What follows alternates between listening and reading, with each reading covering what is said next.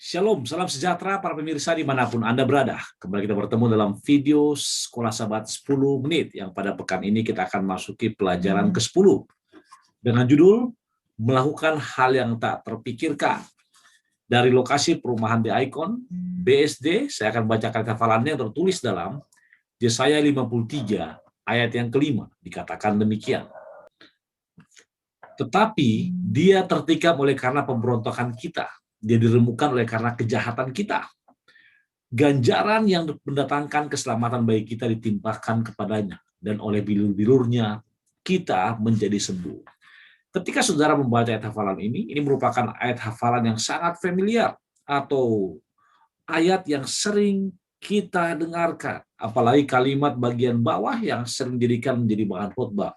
Oleh bilur-bilurnya kita menjadi sembuh. Nah, pada saat ini saya mengajak pikiran Anda, apa pengarahan yang diarahkan oleh Teofilo Korea, PhD, profesor lama di IAS Filipina, yang menuliskan pandangan umum atau komentar dari penulis sendiri, yaitu Dr. Roy Gane, yang berasal dari Andrews. Nah, ada sisi menariknya. Pelajaran pekan ini kita akan mulai dengan kalimat seorang yang tidak bersalah dipukul dan diludahi mukanya, tapi ia tidak sedikit pun mengeluh atau membela diri. Siapa dia? Itu mengarah kepada diri sendiri.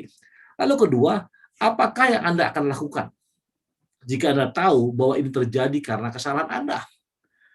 Bahkan, apa yang Anda perbuat ketika Anda tahu dia dipukuli, dia diludahi, dia ditikam, dia ditombak oleh karena Anda sendiri? Nah, itu saudara-saudaraku yang akan menjadi pertanyaan kita pada pelajaran pekan ini. Benar, Yesus menderita mati agar kita dapat memiliki apa? Hidup yang kekal. Agar kita dapat memiliki hidup yang benar. Karena Ia yang maha benar menyerahkan dirinya bagi orang-orang berdosa. Itu sebabnya Nabi Yesaya, atau pada terminologi saat ini bisa dikatakan evangelis Yesaya, membuatkan hal ini dengan keakuran luar biasa. Dan pada pekan ini kita akan mempelajari pelajaran ini dalam 5 bagian. Yang pertama adalah cara yang merendahkan. Yang kedua, dari kemuliaan ke salib, dan dari salib ke kemuliaan. Yang ketiga, hamba yang menderita, yang akan membahas mengenai ia yang tak bersalah harus menderita, Yesaya 52. Kemudian, ia menderita bagi saya, Yesaya 53. Dan dosa, kematian, dan kebangkitan. Sekarang kita akan masuk pada pelajaran hari Minggu. Apa dikatakan saudaraku? Cara yang merendahkan. Atau di sekolah sahabat Anda, judulnya adalah ujian kebenaran saya. Satu ayat yang diambil oleh penulis untuk menekankan pelajaran ini adalah Yesaya 50 ayat yang ke-6. Dia mengatakan, aku memberi punggungku kepada orang-orang yang memukul aku, dan pipiku kepada orang-orang yang mencabut janggutku. Aku tidak menyembunyikan mukaku ketika aku dinodai dan diludahi. Saudara-saudaraku, ini merupakan satu statement yang diucapkan jauh sebelum peristiwa ini terjadi, ketika Yesus harus mengalaminya. Dan itulah dikatakan nubuatan. Saya mau katakan dalam pengertian singkatan, nubuatannya adalah apa? Nubuatan mungkin dalam konsep saya adalah apa? Nubuat adalah sejarah yang akan terjadi, atau sejarah yang belum terjadi. Dan ini terjadi oleh nubuatannya saya. Saat kita merasa direndahkan atau diejek, kita merasa terhina. Pada saat-saat seperti itulah wajar jika kita marah terhadap orang yang secara tidak adil telah menyinggung kita. Misalnya, para pegawai utusan Daud direndahkan dalam kitab 2 Samuel 10. Hal tersebut memicu perang antara Israel dan Amon. Lalu yang berikutnya adalah peristiwa-peristiwa lainnya. Namun yang sangat luar biasa di sini dikatakan, akan tetapi Yesus, seorang yang paling berkuasa, pernah menanggung ejekan, pernah menanggung cemoohan. Namun ia tidak membela dirinya atau menjadi marah sedikit pun. Kenapa? That's my mission. That was my mission. Artinya itulah apa? Misinya yang dulu. Dan Yesus tidak ingin turun dari salib untuk menghentikan ejekan dan penghinaan terhadap dirinya, walaupun dia sanggup. Mengapa, saudaraku? Kita masuk pelajaran berikutnya.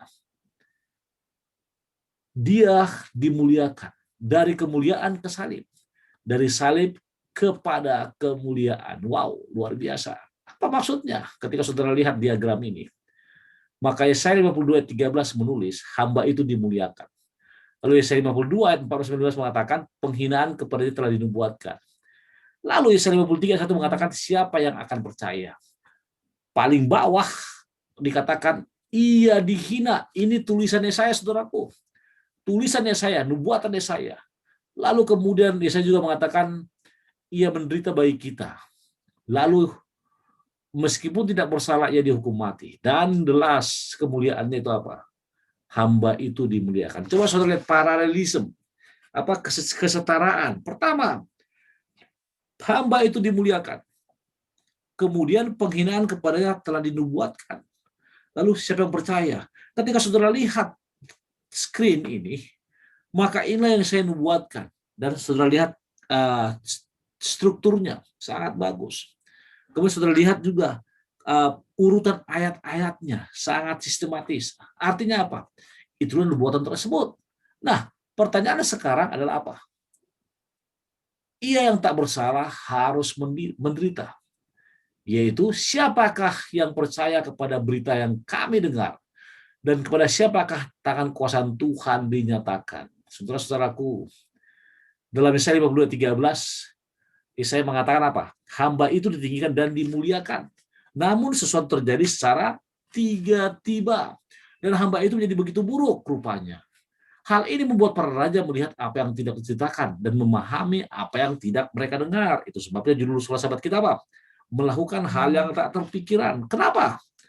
Karena Yesus ini atau hamba yang tidak percaya ini harus menderita. Mirip seperti Ayub. Hanya pertanyaannya, mengapa banyak orang yang tidak bersalah menderita? Itulah pertanyaan. Namun sekali saya katakan, Yesus punya misi. Kalau boleh kita katakan, the greatest gift of heaven to the world adalah apa? Jesus himself. Karunia, anugerah terbesar yang Allah berikan kepada dunia siapa? Yesus Kristus. Pertanyaan penting lainnya adalah, siapa yang mau percaya apa yang telah dibuatkan ini? Sekali saya tekankan bahwa saat ini kita hanya mengambil posisi sebagai apa? Readers atau pembaca.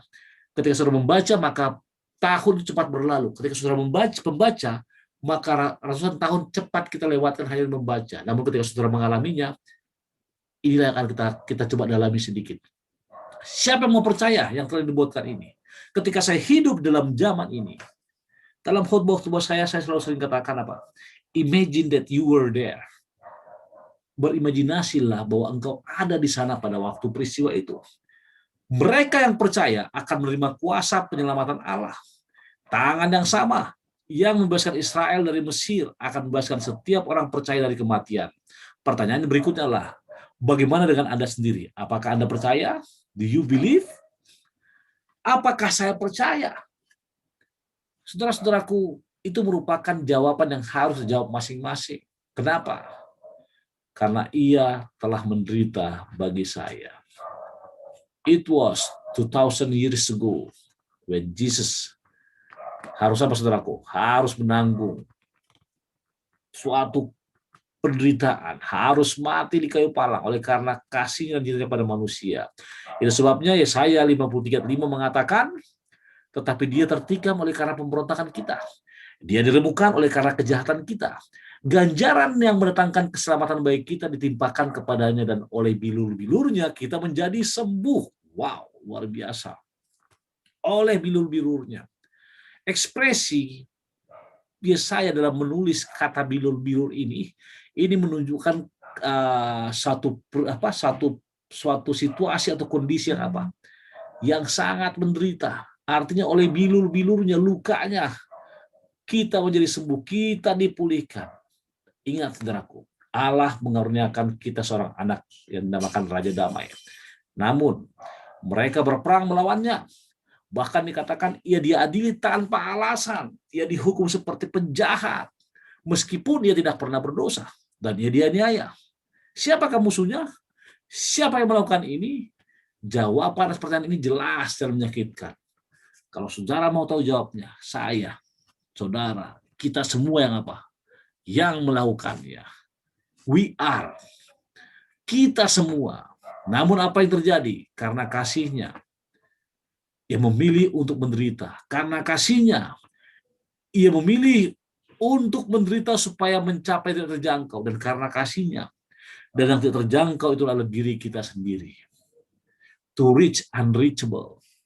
To touch the untouchable. Menjangkau tidak terjangkau. Menyentuh yang susah disentuh. Kenapa? It's because of love. Semua karena apa? Karena kasih. Sehingga ekspresi gambar di sebelah saudara boleh lihat. Kita sendiri yang memakukan paku di tangannya. Karena apa? My sins, your sin, dan our sins. Dosa kita semua. Saudara-saudaraku, saya ingin katakan dosa, kematian, dan kebangkitan. Apabila ia menyerahkan diri sebagai korban penebus salah, ia akan melihat keturunannya, umurnya akan lanjut, dan kehendak Tuhan akan terlaksana olehnya. Ingat, pelajaran sekolah sahabat ini mengatakan, setiap pelanggaran atau dosa terhadap Allah dan orang lain harus ditebus jika diperlukan. Si korban harus diberi ganti rugi. Bagaimanapun satu korban harus dipersembahkan, yaitu hewan yang tidak bersalah harus mati menggantikan si pelaku. Itu sebabnya terminologi anak domba Allah dialamatkan, di address kepada siapa? Yesus. Kenapa? Karena ia mengorbankan dirinya untuk menebus kita dari dosa. Ia mati agar kita dapat bebas dari kematian kekal. Kebangkitannya menjamin kebangkitan kita sendiri. We are the descendants. Kitalah keturunan.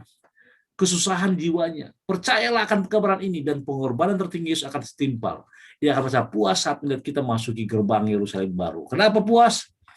Kematian saya menyelamatkan pendeta Sodis itu orang, menyelamatkan penatua-penatua, menyelamatkan kita semua. Dan satu kutipan sebagai kesimpulan saya ambil dari Ellen G. White, that I may know him, November 29, dikatakan begini, Kristus bukannya tidak peka terhadap hinaan atau celaan. Ia merasakan semuanya dengan segala kepahitannya. Ia merasakannya jauh lebih dalam dan benar-benar mengetahui daripada penderitaan yang dapat terasakan. Karena sifatnya lebih mulia dan murni dari suci daripada manusia berdosa, yang untuknya ia rela menderita. Ia adalah yang mulia di sorga. Ia setara dengan Bapa. Ia adalah panglima dari para malaikat, namun ia mati untuk manusia. Kematian yang di atas segalanya ditutupi dengan hinaan dan celaan. Oh, semoga orang-orang yang tinggi hati menyadari ini. Oh, semoga mereka memahami makna dari penebusan dan berusaha mempelajari kelembutan dan kerendahan hatinya. Saudara-saudaraku yang kekasih dalam Yesus, pelajaran hari Jumat petang mengatakan, Kristus menanggung dosa kita dalam tubuh yang salib. Bagaimanakah dosa itu jika tidak ada oknum terbatas yang dapat membuat pendamaian? Yesus yang memberikan jalan keluar bagi kita. Dan Yesus yang menjalankan misi dari Kejadian pasal 3 ayat yang ke-18. Yesus sendiri yang turut serta dalam rencana keselamatan telah mengorbankan dirinya dan mengatakan, it is done. Sudah selesai. Tuhan berkati kita tunduk kepala dan berdoa. Bapa di surga, terima kasih Tuhan karena berkat-Mu, terima kasih karena rahmat-Mu, dan terima kasih karena pengasihan-Mu. Berkati hamba-Mu, para pemirsa dimanapun mereka berada. Berkati sekolah sahabat ini, terpuji nama Tuhan, lalu sekian berdoa. Amin.